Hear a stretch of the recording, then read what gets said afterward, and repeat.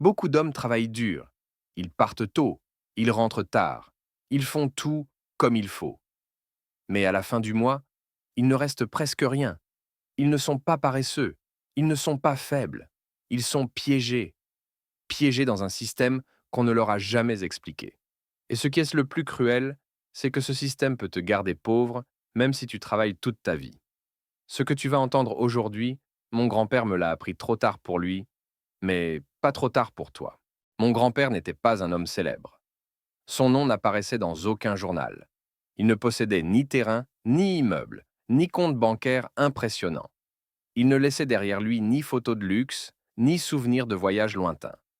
Il vivait simplement, dans une maison modeste, construite avec patience, faite de murs qui avaient connu le silence, la pluie, les saisons et les difficultés.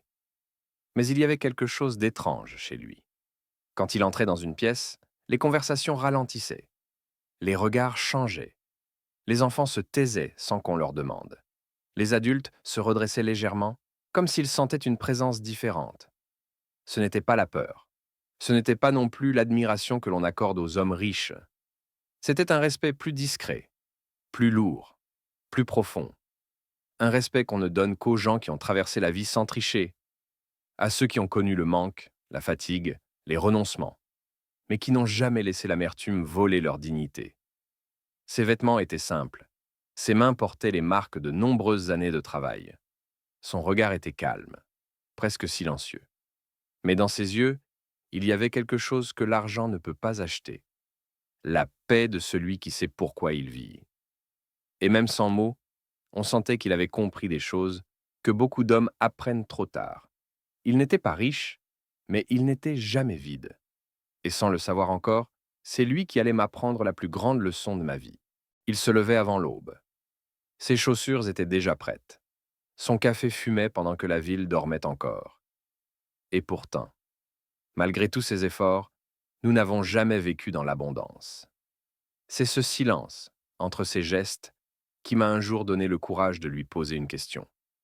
Un jour, je lui ai demandé pourquoi certains travaillent toute leur vie et restent pauvres. Il n'a pas répondu tout de suite. Il a regardé ses mains. Puis, il a dit une phrase que je n'ai jamais oubliée, parce que ce qu'il allait me dire n'était pas une réponse, mais une révélation. On ne reste pas pauvre parce qu'on manque de courage. On reste pauvre parce qu'on n'a pas de système. Ces mots m'ont frappé plus fort qu'un refus. Ils ont résonné en moi comme une vérité qu'on n'enseigne jamais. Il m'a expliqué que la pauvreté d'aujourd'hui n'est pas toujours visible. Ce n'est pas l'absence d'argent, c'est l'absence de structure. Et pour la première fois, j'ai compris que le manque pouvait être silencieux, parce que ce que l'on ne voit pas est souvent ce qui nous contrôle le plus. Et ce jour-là, j'ai compris que le vrai combat ne se voyait pas sur un compte bancaire. Il a pris un vieux seau et m'a dit : « Si tu verses ton argent dans un seau troué, tu auras beau courir plus vite, tu ne seras jamais plein. » Il m'a appris que le salaire nourrit, mais que la richesse construit. Confondre les deux, c'est confondre respirer et vivre. Il m'a expliqué que beaucoup d'hommes passent leur vie à remplir ce seau, sans jamais s'arrêter pour regarder d'où l'eau s'échappe. Ils courent, ils s'épuisent, ils accélèrent, mais ils ne changent jamais le seau. Et pendant qu'ils respirent encore, ils oublient qu'ils pourraient un jour vraiment vivre. Beaucoup d'hommes voient leurs revenus augmenter, mais continuent à vivre exactement de la même manière. Ils ajoutent de l'eau dans le seau, sans jamais réparer ce qu'ils vident. Ils répétaient souvent : « Le confort te rassure, mais il t'éloigne lentement de ta liberté. » Ils négocient de meilleurs salaires, mais ne bâtissent aucun système. Ils gagnent davantage, mais restent prisonniers de leurs habitudes. Chaque nouveau dollar qui entre trouve aussitôt une nouvelle sortie. L'argent passe, mais rien ne s'accumule. Le confort crée un faux calme. Il adoucit les peurs, mais étouffe les grandes décisions. Il donne l'impression d'avancer, alors qu'on fait simplement du surplace. Et pendant que la vie devient plus facile à supporter, la liberté, elle, continue de reculer doucement, juste assez loin pour rester hors de portée. Si ce que tu entends te touche, ne regarde pas ça comme un simple récit, parce que ce que tu écoutes ici, personne ne te l'enseigne à l'école. Abonne-toi maintenant à AGIH Motivation.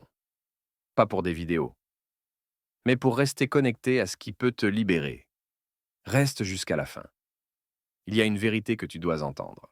Avant de dépenser, il mettait toujours quelque chose de côté, même quand c'était peu, parce que la liberté commence petit. Il répétait, si ton argent dort, toi aussi tu dors avec lui. Pour lui, ce n'était pas une question de montant, mais une question de discipline. Il disait que ce n'est pas ce que tu gagnes qui te protège, mais ce que tu gardes, et surtout ce que tu fais de ce que tu gardes. Chaque petite réserve était une brique, chaque décision était une fondation. Et sans bruit, il construisait une liberté que personne ne voyait encore. Il ne m'a pas laissé de maison, il m'a laissé une vision et une façon de penser qui vaut plus que n'importe quel compte. Beaucoup d'hommes meurent fatigués, mais pas libres. Ils ont couru toute leur vie sans jamais changer de direction. Ils ont donné leur force, leurs années, leur santé à un système qui ne leur a jamais appris à construire. Ils ont travaillé pour payer, mais rarement pour transmettre. Et au bout du chemin, il ne restait souvent qu'une fatigue profonde et des rêves non accomplis. Mon grand-père savait que la vraie richesse n'est pas ce que tu montres, mais ce que tu laisses derrière toi. Pas en argent, mais en conscience. Il m'a appris 3 lois simples: garder, faire travailler, transmettre.